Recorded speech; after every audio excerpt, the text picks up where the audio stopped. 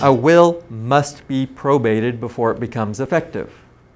Probate is the court receiving the document, notifying everybody that has the legal right to contest the document, and then once either nobody has contested it or once everybody who has contested it, that's been resolved, then the judge will say, okay, this is the will, and then will empower the executor to do what the will says. That is the probate process.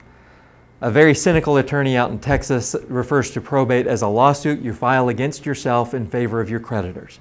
That's a very cynical view. I'm cynical, not quite that cynical. But it's a court process, and it can only be done on sufficient proof that the will is actually the will. It is a court-determined process, so probate is in the jurisdiction of the court. Anything that involves the court is slow, very slow. Georgia probate on a good day, when everything's functioning on all cylinders and all the dates are hit properly, 9 months at least. Usually a year, sometimes a year and a half. Throw into that any kind of complication, you just add to that time frame.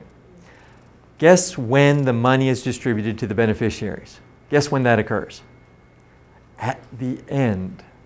That's the second to the last thing that happens. Money gets distributed, and then the executor goes back to court and says, Your Honor, I'm done. Relieve me of my duties. And I know people think, you know, it's an honor to be an executor, and you know, kids will be offended that mom and dad didn't name them as executor. And I'll say, be happy. It's a job. You have responsibilities. You have to deal with the court. So who you select as your executor is just as important as who you select as your trustee. I like to include, I usually want to get down to the generational level of the kids.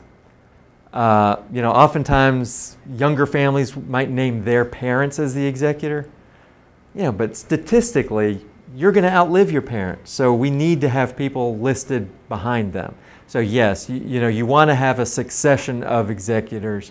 I usually like to get down to the level of the children, but if the children are like elementary school age, you may not be able to do that.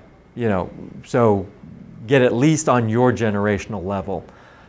Brothers, sisters, cousins, nieces, nephews, you know, responsible people, responsible people, responsible people.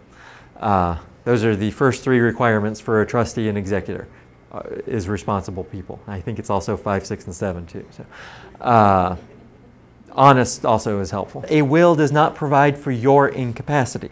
If you become incapacitated, you don't pass away, you're just incapacitated, your will does nothing. That's an important distinction between a will and a trust.